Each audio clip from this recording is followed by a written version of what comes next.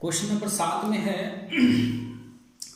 भूमि के एक बिंदु से 20 मीटर ऊंचे भवन के शिखर पर लगी एक संचार टावर के तल और शिखर के उन्नयन कोण क्रमशः 45 डिग्री और 60 डिग्री है, तो मीनार की ऊंचाई ज्ञात करने बोल रहा है।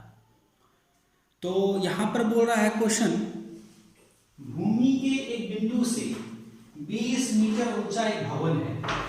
तो ये भवन है, भवन जो होगा वो भूमि पे होगा, भवन जो होगा वो भूमि पे होगा। ये भवन है, ये भवन है और ये जमीन है। ये भवन है और भवन का जो हाइट है, भवन का जो ऊंचाई है वो 20 मीटर है। भवन का ऊंचाई 20 मीटर है और भवन के ऊपर यानी कि मीनार है। भवन के ऊपर क्या है? मीनार है। ये भवन का पाद बिंदु हो गया, ये भवन हो गया, भवन का ये पाद बिंदु हो गया और भवन का ये शिखर हो गया और संचार मीनार का पाद बिंदु ये हो गया, संचार मीनार का शिखर ये हो गया। यहां पर गौर करने वाली बात, ये वाला जो पॉइंट है, यहां पर दो बात आ रहा है। एक बात आ रहा है भवन का शिखर और दूसरा बात आ रहा है संचार मीनार का पाद। ये संचार मीनार का पाद यहां है और भवन का शिखर भी यहां है, लेकिन संचार मीनार का शिखर यहां है। तो यहां पर बोल रहा है संचार मीनार का तल, संचार मीनार का तल और उसका शिखर, संचार मीनार, ये संचार मीनार है, संचार मीनार का तल का उन्नयन कोण कितना है? 45 डिग्री। उन्नयन कोण कितना है? 45 डिग्री। और संचार मीनार का शिखर, संचार मीनार का पाद ये हो गया, संचार मीनार का शिखर का उन्नयन कोण यहां बोल रहा है 60 डिग्री है। तो ये कितना हो गया? 60 डिग्री। ये कितना हो गया? 60 डिग्री। ये टोटल शिखर से जो लिए वो 60 डिग्री, संचार मीनार का शिखर से जो लिए वो 60 डिग्री का उन्नयन कोण बना रहा है, लेकिन संचार मीनार का पाद से जो लिए, पाद का मतलब तल, संचार मीनार का तल से जो लिए वो 45 डिग्री का कोण बना रहा है। तो हमको निकालना है संचार मीनार की हाइट। तो अब हम देखते हैं, इसको मान लिए ए, इसको मान लिए बी, इसको मान लिए सी, इसको मान लिए डी। तो इस जगह पे सॉल्यूशन में देखते हैं,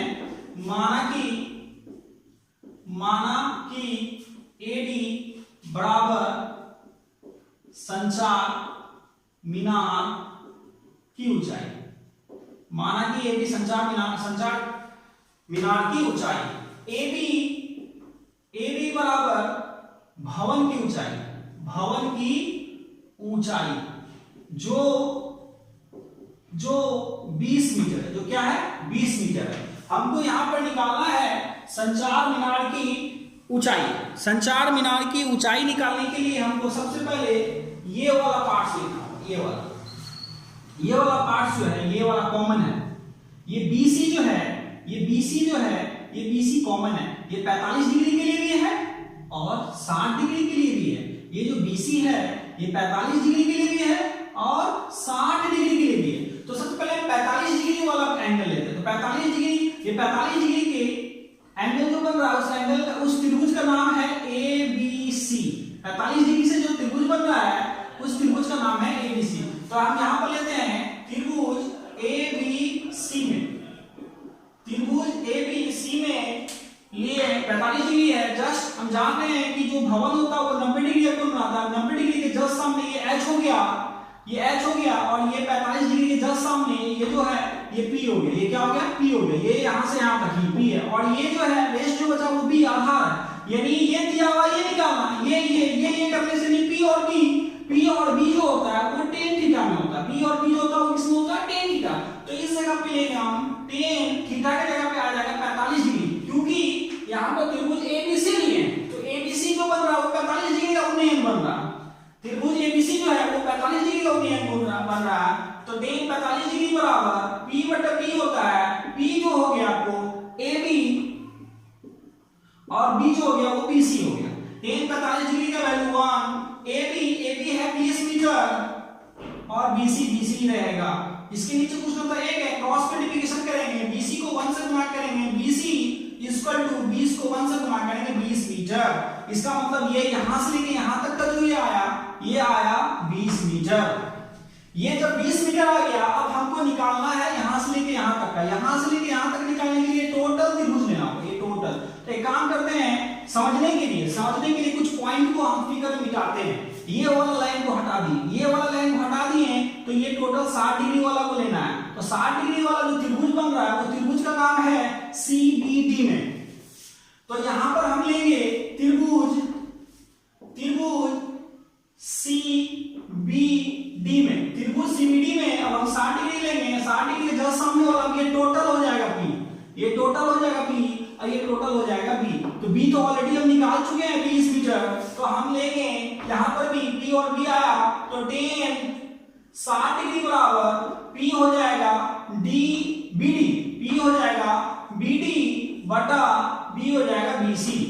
10 60 डिग्री का वैल्यू होगा √3 इक्वल टू BD है, BD दो पार्ट्स मिलकर के बना, यहाँ दो पार्ट्स। अब देखिए ये जो उन्नयन किया, ये BD दो पार्ट्स मिलकर बना, दो पार्ट्स। BD जो है दो पार्ट्स, एक पार्ट्स का नाम AD है और दूसरा पार्ट्स का नाम AB है। तो यहाँ BD की जगह पे हम लिख देंगे AD प्लस AB बटा BC तो अभी निकाले हैं, इसके क्रॉस मल्टीप्लिकेशन किए नो इक्वल टू √3 बटा 1 AD नहीं है, AD निकालना है, प्लस AB 20 अभी निकाले जस्ट बटा 20। क्रॉस मल्टीप्लिकेशन किए, AD प्लस 20 को 1 से गुणा किए, तो AD प्लस 20 इक्वल टू 20 को √3 से गुणा करेंगे तो 20 √3 होगा।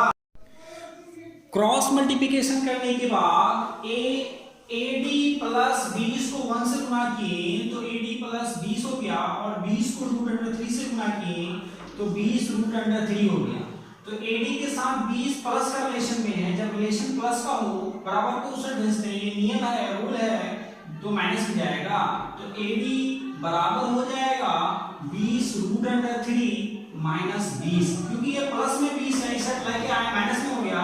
तो AD बराबर 20 कॉमन ले लिए, तो यहाँ हो जाएगा √3 माइनस 1 और ये मीटर हो गया। ठीक है, अब जो है AD क्या है, संचार मीनार की ऊंचाई। AD क्या है, संचार मीनार की ऊंचाई, क्योंकि मान चुके थे। तो यहाँ पर लिखेंगे हम संचार मीनार की ऊंचाई बराबर 20 √3 माइनस 1 मीटर। ओके, नेक्स्ट क्वेश्चन जो है 8 नंबर वो बनेंगे। आप लोग वीडियो को लाइक कीजिए और चैनल को सब्सक्राइब करना नहीं भूलिएगा।